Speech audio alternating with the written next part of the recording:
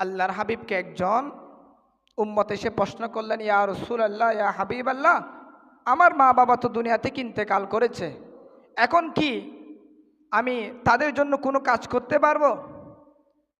তাদের সওয়াবের জন্য আমি কি কোনো কাজ করতে পারবো? তখন আল্লাহর হাবিব বলেন, আসসালাতু, তুমি তোমার মা বাবার জন্য দোয়া করো। বড় করে বলুন সুবহানাল্লাহ।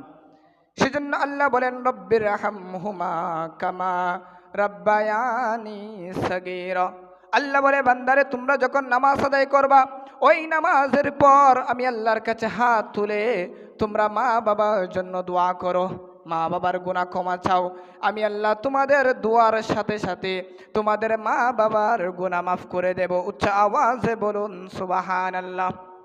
আমরা যখন পড়ি রব্বির হামহুমা কামা রাব্বায়ানি সগীরা, এই দোয়া পড়ার সাথে সাথে আল্লাহর রহমতের সাগরের মধ্যে ঢেউ শুরু হয়ে যায়।